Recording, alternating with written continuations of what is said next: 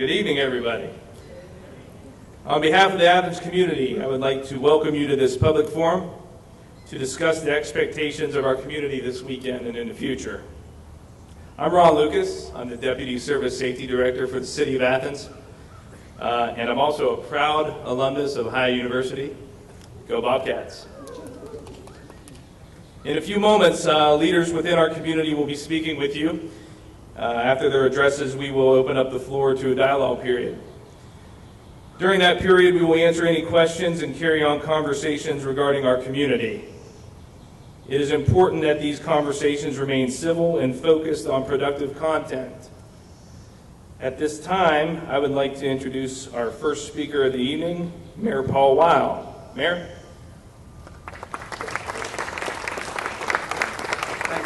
I'll keep this short since I hate long speeches. Also, that usually it's not my duty as a mayor to admonish other adults of their behavior and good citizenship and when they cross the line. I know about 2 weeks ago, 10 days ago, close to 2 weeks, I had one of those weekends that I could describe as good, bad, and the ugly, which is not a spaghetti western, but more like a mix of what happened on that weekend. The good, of course, was Beautification Day. I was always tempted to ask people to raise their hands and say how many people were at Beautification Day, but I won't ask that. I got one right there. Who went to Beautification Day and participated? Thank you. And I want to thank you again for that.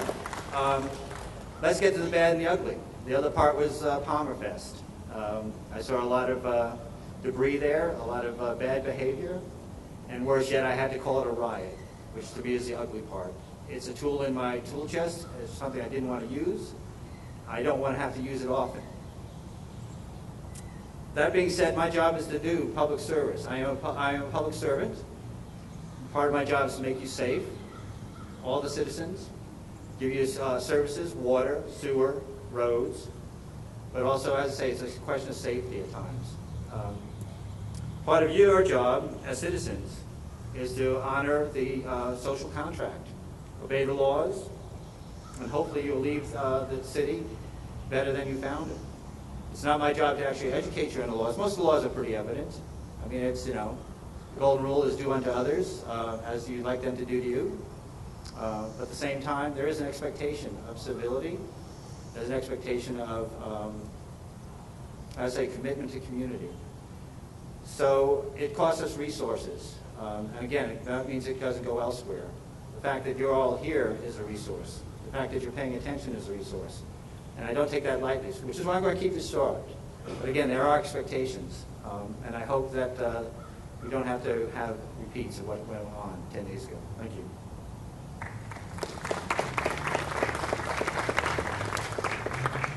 Thank you, Mayor Weil. Next up is a person that is a very, very exciting speaker. If you haven't had a chance, well, we did have people at Beautification Day, so we know how excited and fired up we get when we hear President McDavis speak. So without further ado, President McDavis. Thank you, Ron. Well, certainly I want to add my voice to the mayor's voice in welcoming everyone to this town hall meeting today. We have come together to have a conversation. And I hope that after my remarks, we can engage in a conversation that will move our agenda forward. I certainly want to share my appreciation to Mayor Weil and to his team. I want to thank them for their support and their commitment to fostering a safe and secure community. That is really what makes Athens so unique and so very, very special. Because we are one community. We are a community that has a university. We are a community that has citizens who live and work here every day. And we show what we're really all about when we come together. Whether it's in good times or whether it's in bad times, this community rallies around each other. And that's what today is really all about. It's about bringing a community together to have an important conversation. The first thing that I want to do in my remarks is to lift up the first responders. We take for granted the people that really, really care about us in times of crisis. We take for granted those who sacrifice every day on our behalf. They certainly get up each and every day keeping our community safe, and we are safer because of their courage, bravery, dedication, and commitment. The three chiefs who stand with us today, our fire chief and our two police chiefs. and all of the team that they represent, as well as all of the other first responders in Athens. These are people that sometimes we take for granted. These are people that we sometimes overlook for all that they do. And that is why it is even more disheartening to me that our students and others who participated in the fest put our first responders at even greater risk by some of the behavior that occurred at Palmer Fest. Our first responders entered a life-threatening situation during Palmer Fest. And it's because of them that there was no loss of life during the fest. We take for granted life far too often. Life is precious. And whenever our lives are put at risk, it is these gentlemen and the teams that they work with that are first on the scene to save us from the things that we do. So I certainly want to thank them on behalf of the university. I want to thank them on behalf of the community for all that they do each and every day on behalf of us. Mayor Weil and I decided to hold this town hall meeting to discuss the serious issues and incidents that recently took place and to answer your questions and hopefully to listen to what you have to say about what happened as well. The mayor and I deeply value our community and are appalled by the window that was opened on our community as a result of the dangerous and illegal behaviors that were engaged in by our students and their guests on April the 28th. Google Ohio University and you will find limitless, revealing images and videos that are offensive, frightening, and embarrassing to our students, to our distinguished alumni, our local community, and the parents and families of Ohio students and our graduates. We are better than this. People that live in the Athens community, whether just for a few years or a lifetime, reject these behaviors and their distortion of what our community is all about. We also know that it is not all of our students who are making bad decisions. Let me repeat that. We know that it is not all of our students who are making bad decisions. Last week, our student senate issued a resolution condemning these dangerous behaviors. The Senate resolution supports the stance of the overwhelming majority of the students, faculty, and staff who find this type of behavior disruptive to the culture of Ohio University and the relationship that binds our university and our city. Now, let me offer just a few personal comments, and then I'm going to ask Kyle Triplett if he would come forward and share some remarks as president of our student senate. We have and continue to work very hard to create the most positive image that we can of our university community. Our students work hard each and every day in their classes, and I know that they do. Our faculty get up every day and work as hard as they possibly can to teach our students. This community could not be more inviting and welcoming of each and every student that comes to this university. And I'm going to end where I began. We're one community. We're a university and we're a city, but we share common ground. We share a common space. When something happens on this campus, it affects the community. When something happens in the community, it affects the university. You cannot separate Ohio University and Athens. So that is why we come together today. We come together today because we share a common purpose, because we share common ground, because we are one.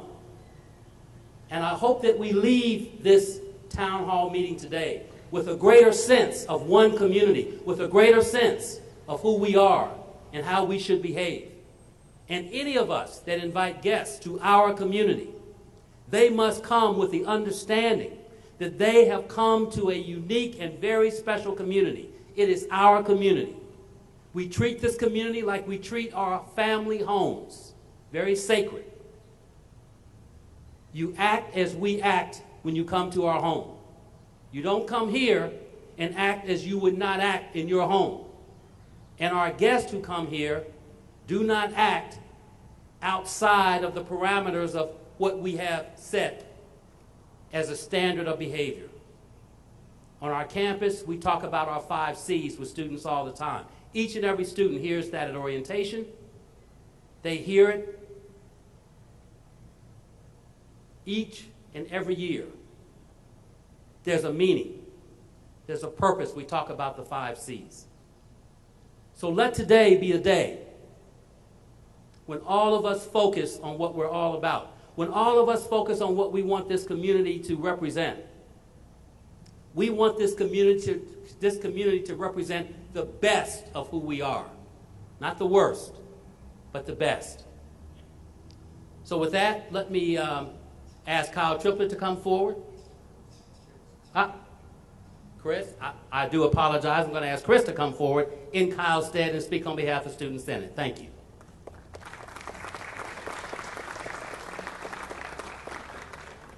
First of all, I'd like to thank Mayor Weil and President McDavis for the invitation to be here today. Student Senate President Kyle Triplett, he regrets his inability to attend, but is similarly grateful for inclusion this evening. On May 2nd, Student Senate unanimously passed Resolution 11-1244.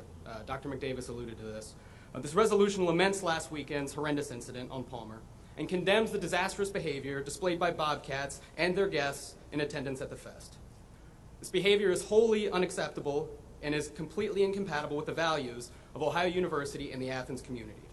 It is destructive to the sanctity of a city, the dignity of an institution, and the reputation of our local culture. Our actions as Bobcats will be judged not only in the eyes of a city and its government, or in the eyes of a university administration, both of whom have had to shoulder a terrible burden as a result of our carelessness.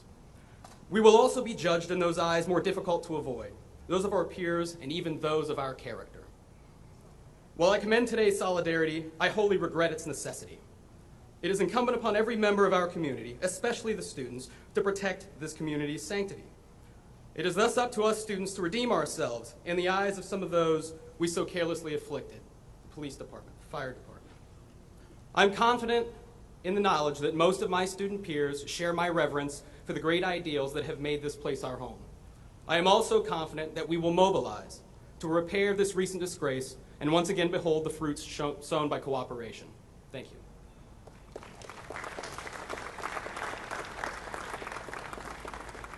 Thanks, Chris.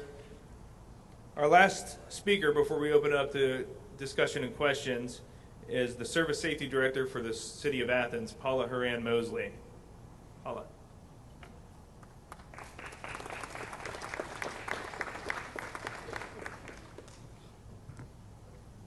Citizens of Athens. Yes, we are all citizens of Athens.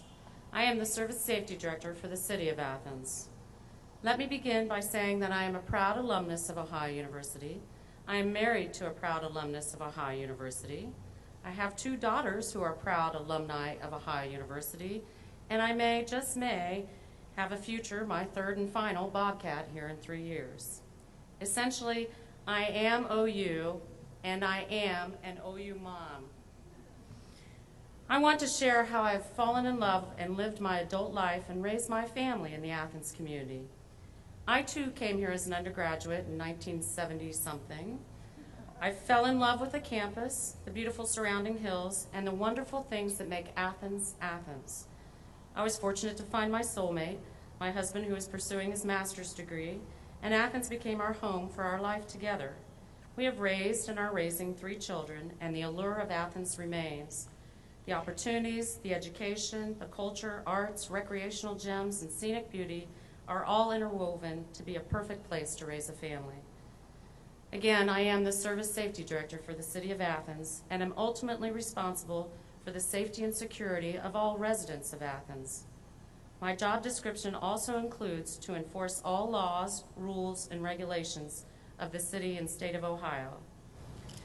The Ohio Revised Code states that the Athens Police Department shall preserve the peace, protect persons and property, and obey and enforce all ordinances of the city, all criminal laws of the state, and the United States of America. The Ohio Revised Code also states that the Athens Fire Department shall protect the lives and property of the people in case of fire. Shall, as we all know, means must.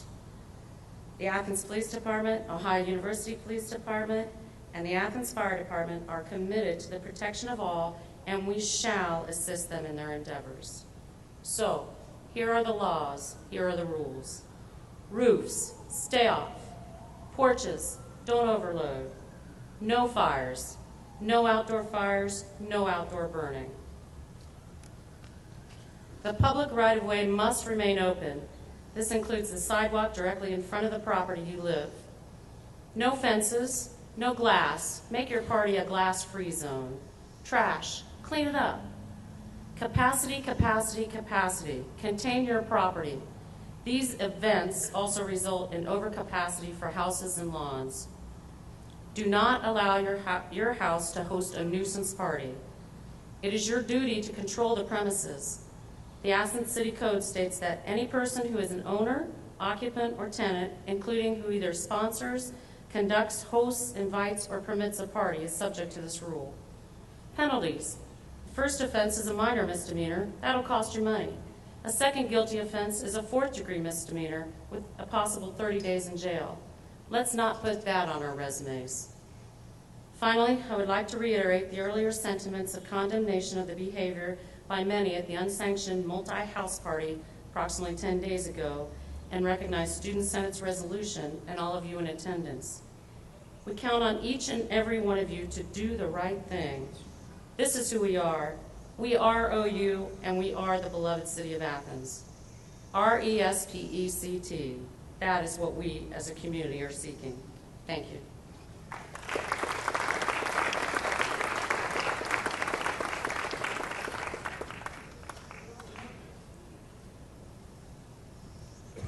Thanks, Paula.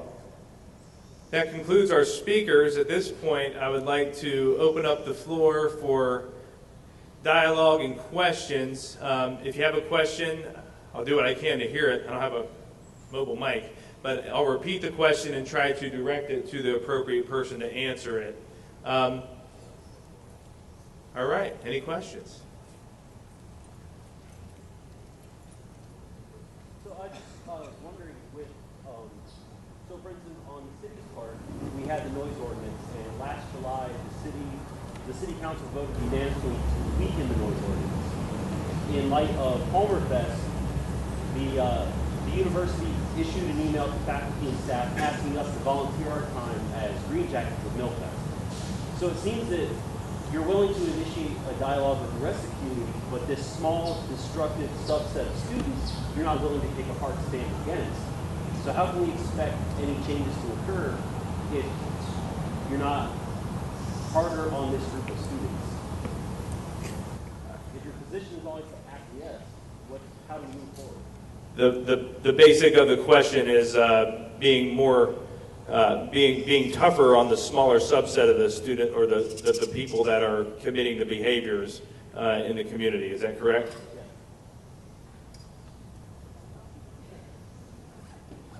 Thanks for the question. I appreciate it. My name is Ryan Lombardi. I'm the Dean of Students here. A couple things. You did mention that call to action. We had asked for faculty and staff to help out. We made a similar call to action for students. Students, you're probably aware of this. I sent out an email earlier in the week asking for volunteers. We've had almost 150 students volunteer their time this Saturday to come out and wear a t-shirt symbolizing their role with the university to try and keep the fest safe this weekend. It's been a phenomenal response, so we couldn't be more pleased with that. So I just want you to know that students are equally kind of behind this effort to do that. From a reactionary perspective, I do want to let folks know that it is our student code of conduct. We do adjudicate all cases that happen on or off campus. I'm not proud to say that every year as a result of the fests, we lose dozens of students from this university. Last year we lost 40 students, or I'm sorry, 2 years ago we lost 40 students. Last year we lost 35 students. So we're taking the behavior very seriously when we do learn of those infractions that take place. So I just want to let you know that. But most importantly to me is the fact that students clearly feel the same way that we do, which is evident from their response to our call for their help this weekend. Let me just add that we are working, this is not an easy solution for the festivals or parties, whatever you want to call them. I have been working with Dr. McDavis and his staff, as well as we're looking at how to change some of the laws and see what they go to. They would exist. We have other models in other states. The question how they morph into the state of Ohio. Again, there is a right to assembly. It's constitutional. As you say, there is a group of what do you want to call them, ne'er-do-wells, selecting and again, once they're in the court system, once they've been arrested, they're going to go through the system. Unfortunately, it's not quick because of due process. It's not that we're kowtowing to them. The fact is that, you know, you're really going to, the consequences of being arrested for various crimes, it doesn't matter what they are, is not helpful. It's not helpful for anybody's future in terms of a student or even a citizen. So we have to regard that balance of how much we're actually wrecking somebody's life. Not to say that they're not responsible. This is the basic. You're all adults out there, you know. You're no different than me to cross the line, that double line of law. The question is, you know, how and when, and the judgment that's involved in that, and the numbers. Again, we try making this, we're reacting to a situation. Our duty is to make it safe. I'm glad Dr. McDavis put out the call for green jackets. I think that's to supplement and increase the safety. I think that's to make it so it doesn't head off to some kind of acute situation where you lose 40 to 50 students in the system. And they end up not getting where they want to go. Let me just add a comment to both Dean Lombardi and to the mayor's comment. There are two parts to this. We're at our best when we educate. That's what Ohio University does. We educate. So we've made a commitment to spend a little bit more time thinking about what can we do as a university to help to educate our students about what being a responsible citizen is all about in this community. I think we're also, as the mayor said, continuing to have conversations with the city, specifically the city council, about are there some steps we can take vis-a-vis ordinances that would help us as we, you know, try to facilitate and accommodate these kinds of festivals that seem to occur, you know, throughout the spring. And to be clear, I mean, these are not sanctioned by Ohio University. A lot of people think that we sanction these, and we don't. Nor does the city. So, but as the mayor pointed out, you know, people have a right to assemble. It's a constitutional right. So, given that, what we're trying to do is to figure out how can we better educate students about how to act. Now, we're also aware, because many students this week have said to me, you know, Dr. McDavis, it's not about us, it's about students that come here from other places. I'm talking to the presidents of other universities in Ohio and outside of Ohio about this, because it's not fair for students from Columbus or Oxford or wherever to come to Athens and act out and leave here, leaving us with a bad reputation and a bad stain on our students' reputation, and they go back home. So I'm very aware of that. So we're trying to take any means necessary to deal with this matter. And part of that does involve disciplining students, but the other part involves educating students.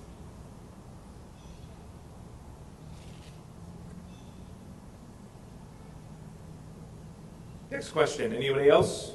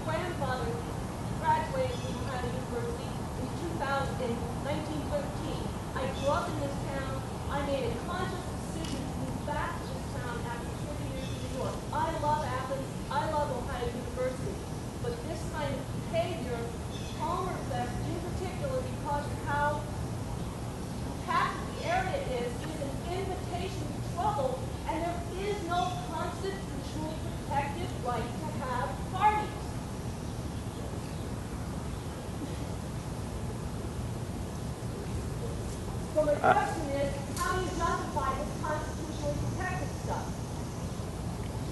Chief.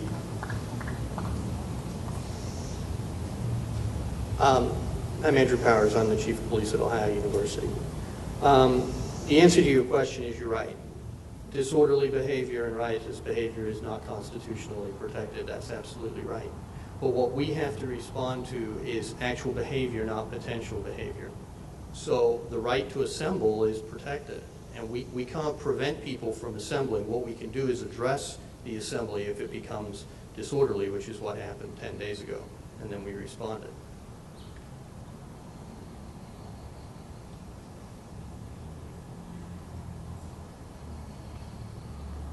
Next question. Yes. Should these new ordinances be passed, where would be the easiest place to view them publicly? Are they going to be published? If so, where? The question is if new ordinances are passed, are they accessible are they accessible? Right, yes. Yes, they are. When an ordinance is passed, it's available not only in the council records, but also via the web, on the city's website. And there's also the municipal code is online as well. So it is available and updated regularly. If you'd like, I could talk to you afterwards if you want more on that. Yeah, I would.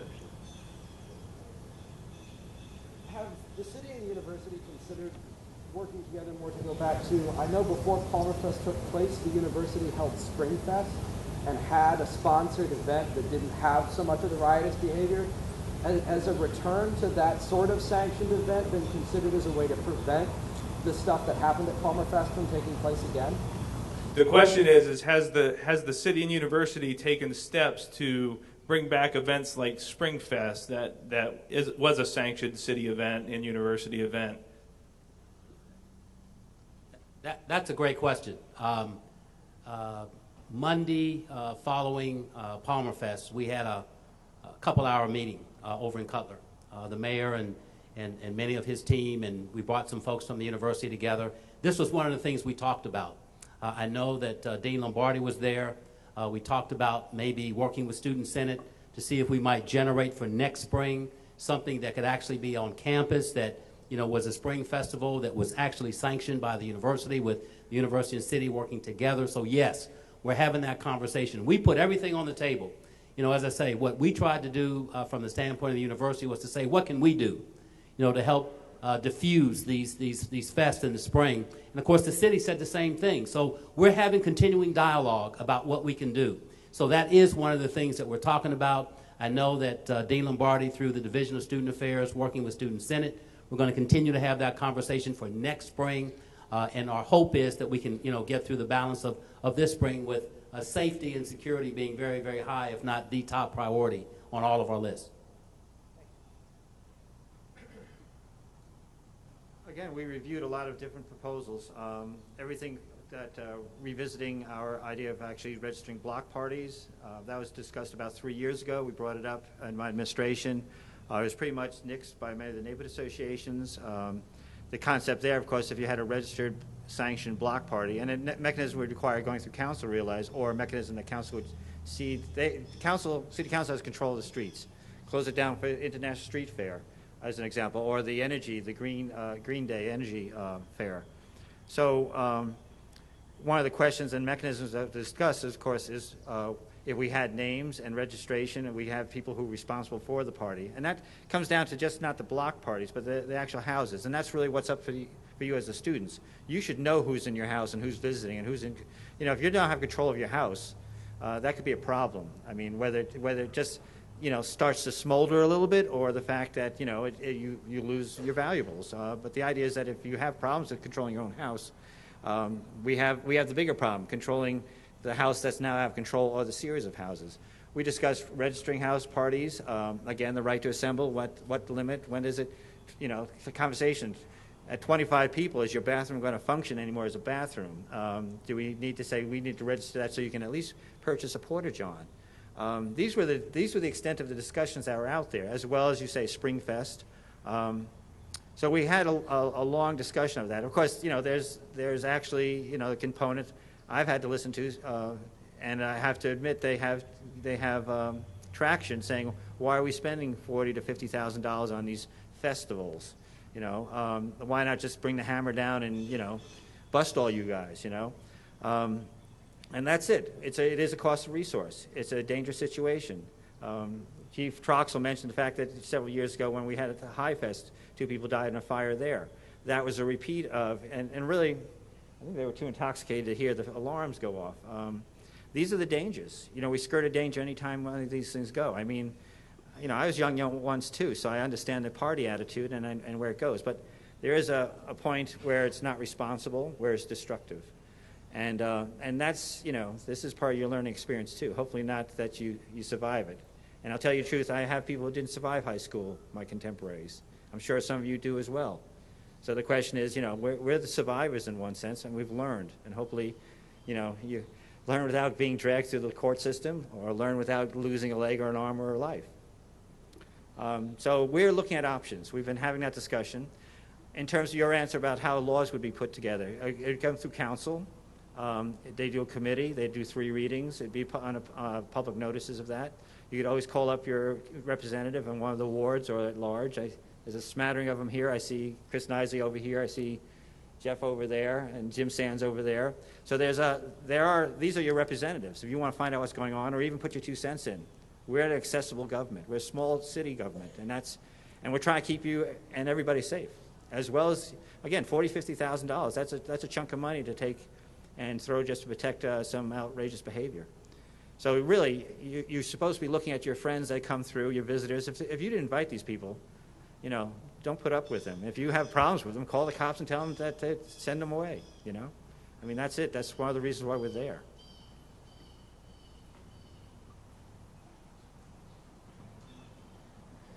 Jonathan. Please say Halloween to the chairman. I believe one of the benefits of organizing or having people responsible for the event is that I've worked with almost everyone up there. And we've made Halloween a lot better than it used to be 25 years ago.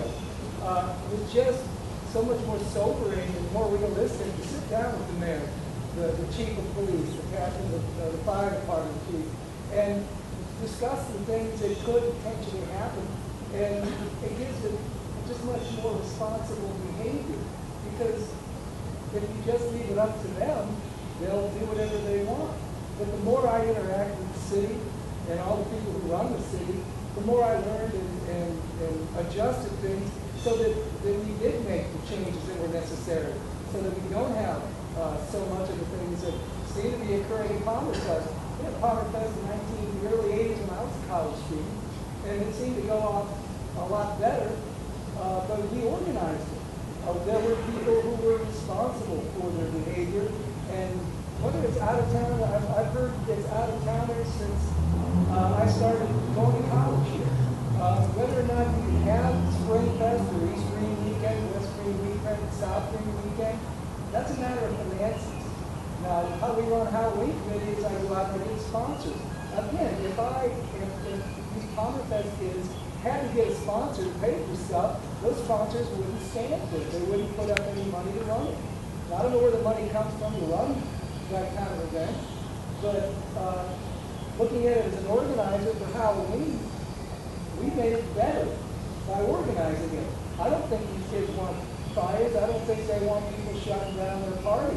But how you get people to respond in a more mature way, I think would come through more organization, more sitting down with Chief Pyle and saying, how can we do this? How can we make this happen so everyone, even the people who come in from out of town, can enjoy themselves, spend some money, create, a positive atmosphere around it. And we had riots when I was in college here. Spring Riot was one of the biggest events of the year. So all those things, again, happened with tough love. They changed spring to Spring Riot by just throwing out every student they caught during the riot. Now, I don't know if that's an answer either, but I do know that we've progressed Halloween to where it is now by working with the city, not working against it. And I think the students here could learn a lot from that. Palmer Fest makes Halloween look a hell of a lot better, as far as I'm concerned. So, but I think that we can have all of those things. It's just a matter of people stepping forward like I did many years ago and saying, if somebody's got to put their name in front of it, I'll do it. And I challenge the students who want to have and continue these street fairs to do the same thing. If your out-of-town guests are coming in and causing problems, they're your friends. Every time I read it's out-of-towners, if somebody invited these people, no one's driving around in Newark, Ohio going, hey, it's Halloween weekend, we'll drive down there. Someone invites them. So again, more organization, more responsibility, more maturity, I think would go a long way to solving all these problems. Great commentary, Jonathan. I can't sum that up, so. Jonathan, of course, is the spokesperson for the Clean and Safe Halloween Committee, and known as Mr. Halloween across the world, I'm told. Yeah, that's part of the discussion. Realize we're in a transition right now. We're going to go from quarter to semesters. Right now, I think it'd be finals week. Is that what I'm reading? Okay, so this what? Graduation week. Okay, so so there are going to be some transitions, and again, this was part of the dialogue 2 Mondays ago. Accepting the fact that we should have some kind of spring festival put together. And again, it's a dialogue that goes on. Probably, if we're talking, as you say, and what he's talking is involvement of all parties, including the student bodies. It's quite obviously we need to get the student component in there too, what the expectations of this party looks like. And again, it will not stop house parties, because all of you are welcome to have a house party whenever you want. It will stop the massive mega house, multiple house parties. But the fact, because that's where the danger lies. So maybe we are talking about organization, but again, it will be all the university, it will be the city, and it will be the students as well, working together on this. And again, we have to make that evaluation. You have to look and say, Halloween costs us quite a bit of money too, okay? And we accept that we pretty much taps out our resources too. We're pretty much at the stretching point on that. And the tendency is to try making something better every year. And that's the double-edged sword, saying, oh, this was a good time, let's double it up. And that's where the logistics get in the way, the space doesn't work anymore. So we have more to go. And as I say, this semester's quarter semester is going to be a state of flux. So we are in transition and we're looking at it. Thank you, Jonathan. I'm Chief Pyle from the City Police Department. Jonathan, just a real quick comment. I really enjoy working with you during Halloween organization, and you did do a great job with that. And I need to point something out, though, and it often gets overlooked when we talk about fests versus Halloween. Halloween occurs entirely on public property, on city right-of-way in the downtown area. It's a sanctioned event. Council passes ordinances providing for the street closure, et cetera, et cetera. So I think the attendance in this day and age to Halloween, people come to the Halloween event understanding that this is a public event. It happens in city right-of-way on public property, where we clearly have authority as a police department and a city to control and administer expectations and things like that. In contrast, these fests happen entirely on private property, where there is currently no legal mechanism to control or regulate the size of the party, etc., unless it violates one of the laws like the nuisance party ordinance or one of those things that are in place. So going to the lady had mentioned freedom of assembly is not constitutionally protected. It actually is.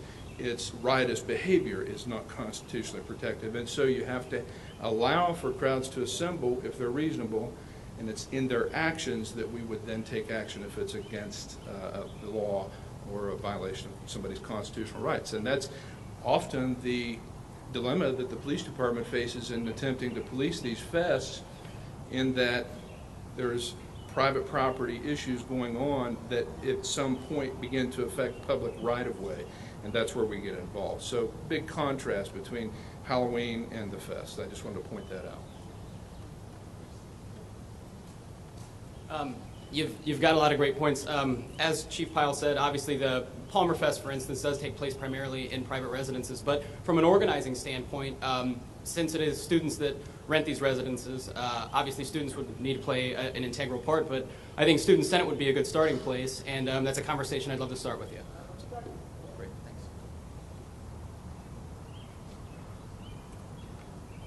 Other questions? Do we have someone on this side?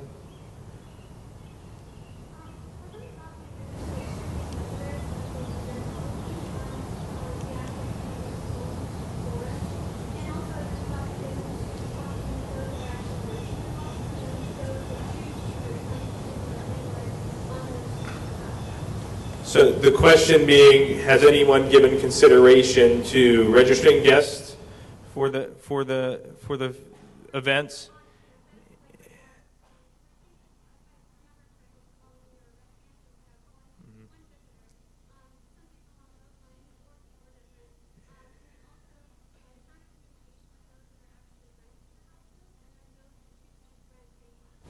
And has there been any conversation with the landlords regarding the policies for the people that rent the properties? Let me answer the question related to the guest in general. As we do at Halloween, the big difference, and I think Chief Powell made a great difference.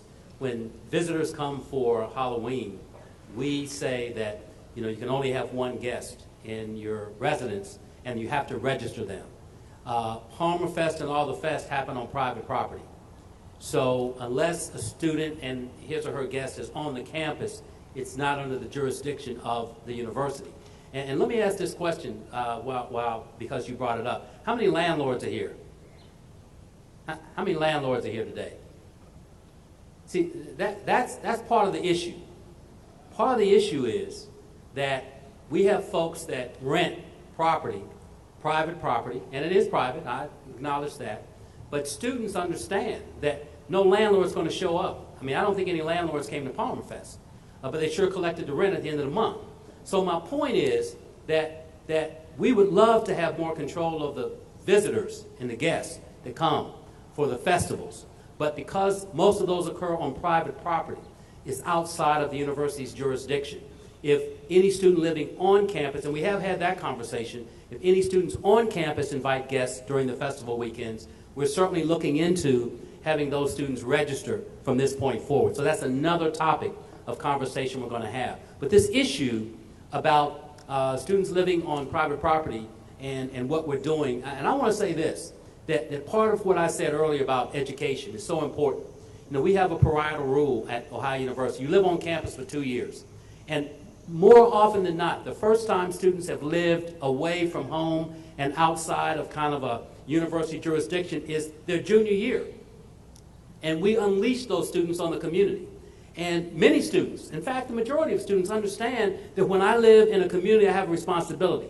But it only takes a few to cause us to come together like this. And so what we've got to do is figure out what can we do as a university to help educate all of those students that are going to live in our community for 2 years after their freshman and sophomore years. And we've also got to get the landlords to be part of this conversation, because the city and the university can take certain steps, but it's still private property. So the landlords are an important part of this conversation going forward.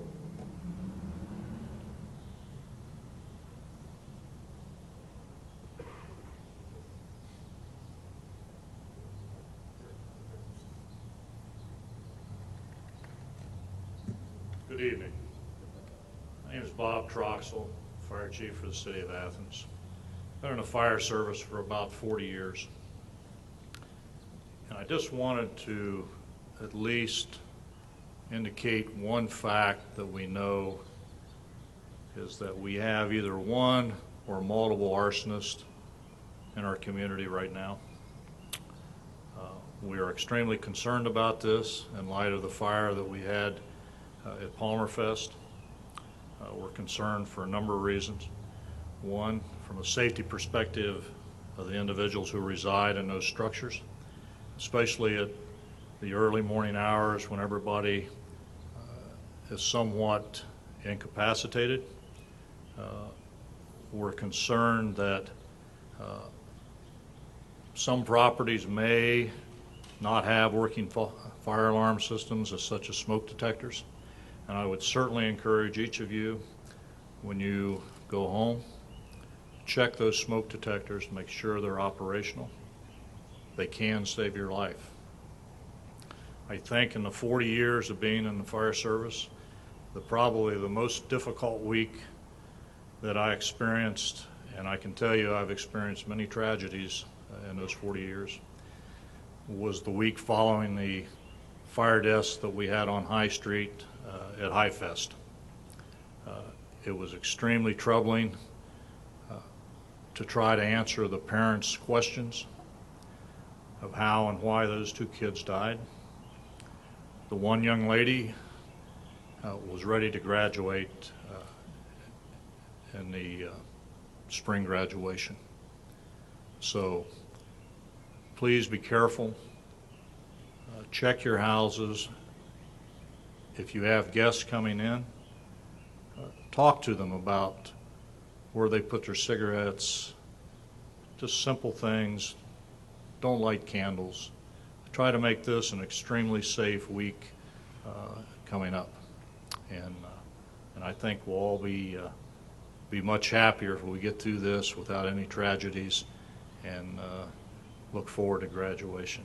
Thank you. Thank you, Chief Troxel. That was well said. Question? Or do you want to come up? Go ahead.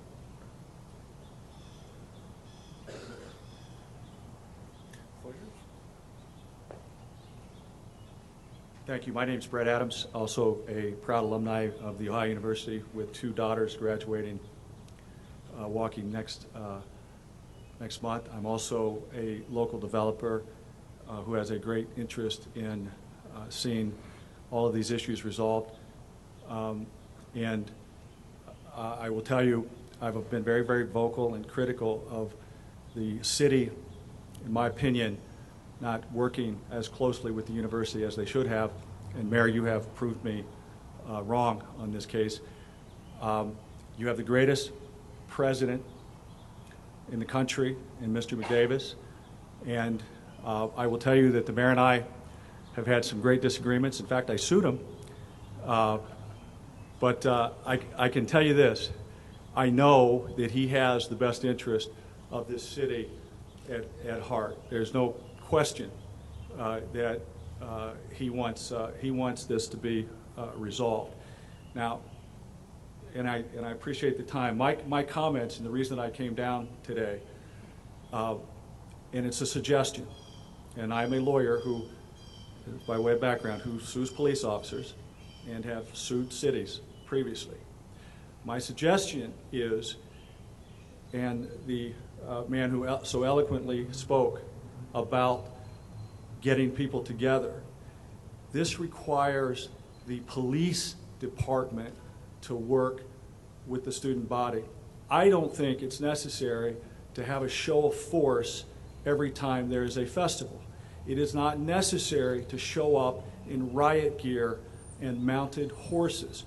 Now, you know, when I was here in school, and if I saw a mounted horse, I would think that something was going on. There's no reason to give the students a reason to act out, and showing up in riot gear creates some of that inciting behavior. Now, I know you have a very difficult job, and I'm not being critical, but I also, President McDavis, have seen some of the video.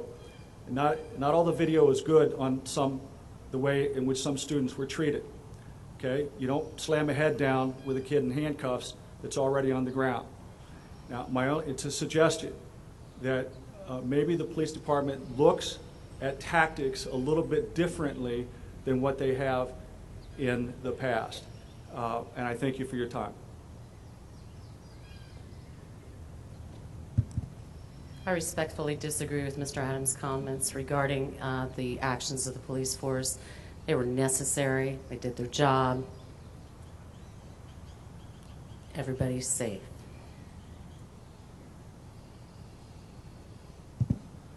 I'd also like to comment regarding the community and as a whole, the relationship between the police departments and the community. Recently, we started the Joint Police Advisory Council, the JPAC, which is a president and mayor appointed committee that brings together people of all backgrounds together to discuss the needs of the community from a policing standpoint in terms of how we can keep moving forward as a community. So the JPAC, Joint Police Advisory Council, so far has met 5 times, and I feel it's been very successful. Anybody have comments? Just a quick comment. The police department doesn't arrive at the fest in riot gear. We, both departments and the outside officers and the OSP who assist us arrive at the festivals in just normal uniform. The riot gear that we would don in the event of a situation like happened 10 days ago, we have actually stored in transport vans, in bags, and when the situation calls for it, like bottles and cans and rocks and stuff being thrown, the fire truck and the police officers and whatnot. Then we evacuate the area, put that gear on, and go back in to try to restore order. I don't think that the mounted police that we utilize during the fests that people find them intimidating. I've stood for 10 years next to the mounted police during these events, and I actually think the students really find it as an icebreaker to come forward, not students, the attendants, find it as an icebreaker to come forward, ask to pet the horse. The mounted officers are very popular with the student body. If you go downtown any weekend that mounted is working, you'll see them surrounded by groups of young people talking about horses, their love for animals, and petting the horses and getting to know the officers. So I just disagree with that assessment that it's immediately intimidating. Can they be in a riotous situation where they form up and move a crowd? Absolutely, and I think you'll see that on the videos over and over again, that they can be a force that are very, very useful in a crowd control situation. But just to arrive and be present, I don't find that is intimidating. And I don't think the students here at Ohio University do either, so just a couple comments. We have time for a couple more questions. Mr. Swearingen? The problem is aberrant behavior, correct? Problem is aberrant behavior. It's part of it. And the problem's not going to go away as long as we're still human beings. It seems like the threshold for this aberrant behavior keeps dropping lower and lower with every passing couple of years. The spike sometimes drops down, but it seems like it's more and more acceptable to throw bottles and rocks. It just gets worse and worse. I would like to point out the two different universes that exist in this town. We have Ohio University as sanctuary for students. Nobody shits in their backyard and in their own house, basically. And then we have the town. Where all you have to do is walk through the streets any day or night of the week, and we see how the town is treated by the consuming masses, not all just students. But we don't see the trash on the sidewalks at OU. We don't see the bubble gum at every portico door. We don't see the graffiti at OU. There are certain rules and behaviors that aren't acceptable here, and the students know it. They cross the street, the rules change in their mindset. Now, how that happened? Throwing a little demon rum, if you want to call it that, whatever, and so people's thresholds get lower. Whatever the excuse, the rationale is, throw in new generations that aren't taught behavioral management by their parents as well, whatever it might be. This is a long-term, exceedingly increasing problem. It's not going to go away. It's almost like going back, and I suppose, Mr. McDavis, that you have to spend a fair amount of time teaching students to a large degree what they didn't learn at home. And professors probably have to do the same thing. But at some point in time, the students have to realize the city is as sacred as the university. They're as combined and working together. And as long as you can just throw your hot dog wrapper on the street and write graffiti wherever you want, and there are no repercussions, this will continue, and we'll see it manifested in even stronger ways when you get mob mentality under intoxicating circumstances. So I would say the problem, the underlying current, is far more base. There's a few parties every spring. I would say it is an attitude becoming pervasive, not just in Athens, Ohio, probably universally around the country. Now, how the university and the city would like to deal with that, how they would like to incorporate the student population to begin to understand that bottle and rock throwing lethal weapons is not acceptable behavior, and other more minute types of unacceptable and aberrant behavior aren't acceptable. How you deal with that is going to be a tri-party arrangement. There's going to be 25,000 students, God knows how many university employees, and management, and professors, and how many city employees. It's got to be a concerted, toes-to-the-wall effort, or you're going to keep seeing this get further and further out of hand with every passing event, every passing moment. Thanks, Todd. I can't speak to a couple of those points. The first one is regarding the behavior. To me, it goes up and down. I don't think last year's season there was very little. It came and went. The year before there was the fire, but last year it was a relatively calm season.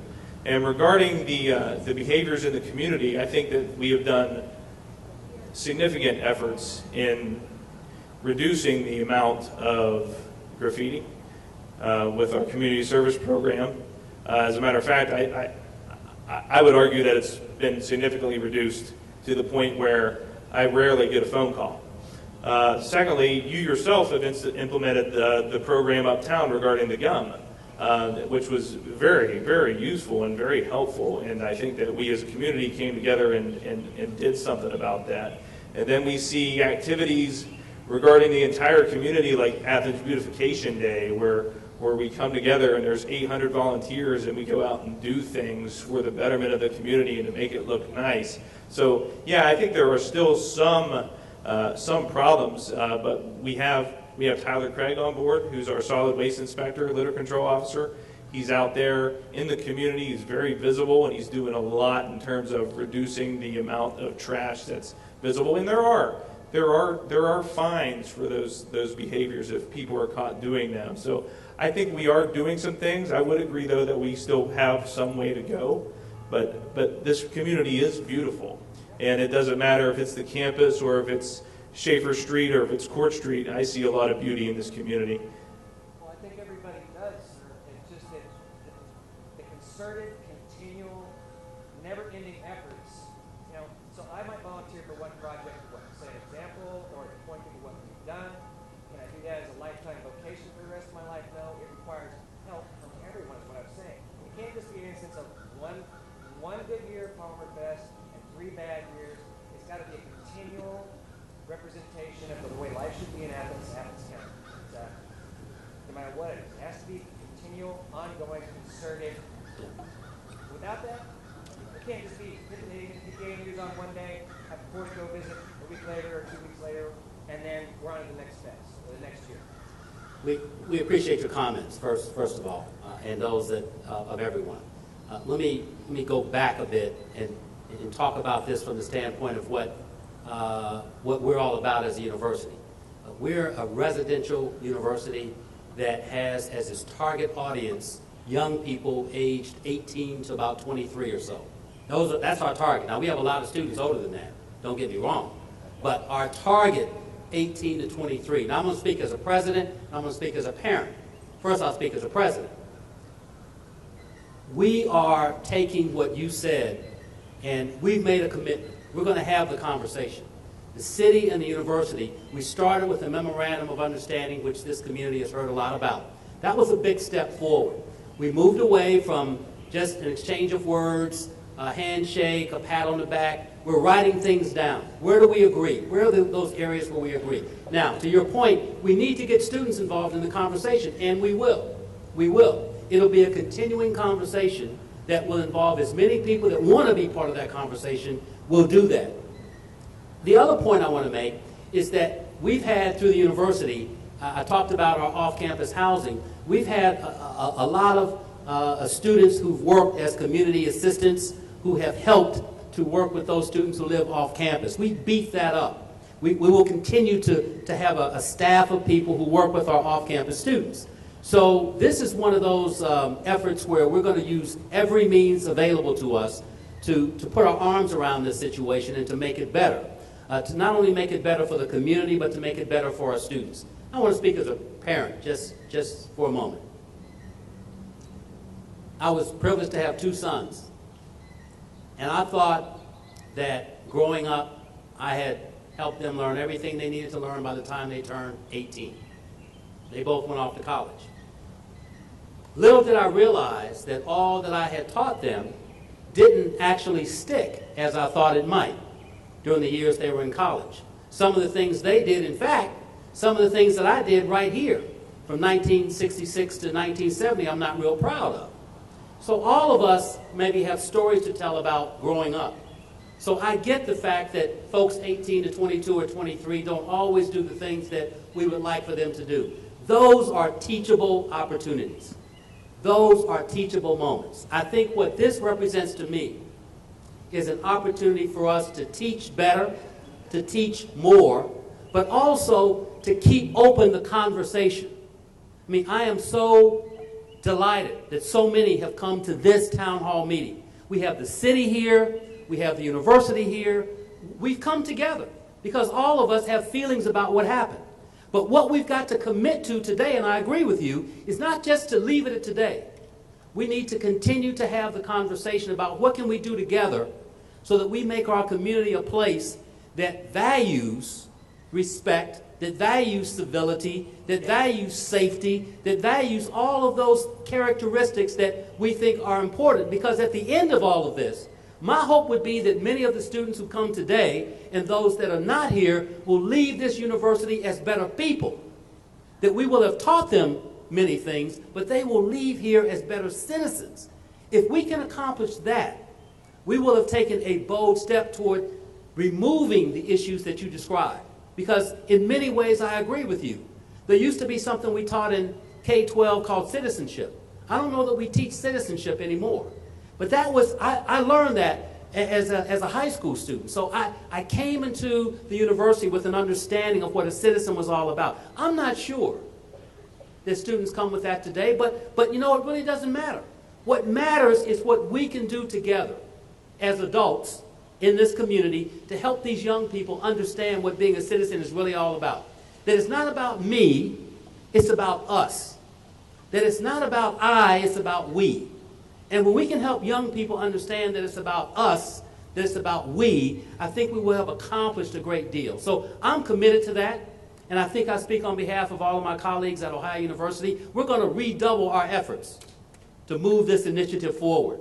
Because I believe in our young people, I believe in the value that they bring to this community, and I believe that the majority of them really want to do the right thing. So let's use today as a teachable moment for all of us and figure out ways that we can surround these young people, that we can help them learn more than what we teach them in our classrooms, that they leave here as better people as a result of what we've helped them learn.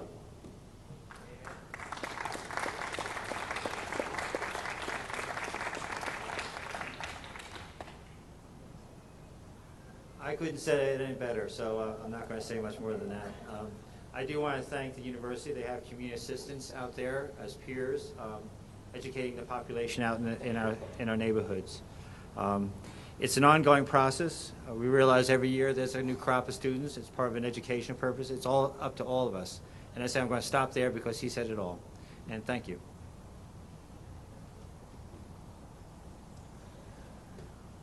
Well, I'd like to thank everyone for coming out. I will be, and some of us will be here afterwards for a little bit. If you guys would like to have further conversations and questions, thank you for coming out. Remember, for this weekend and the future, be smart, be civil, be safe. Thank you.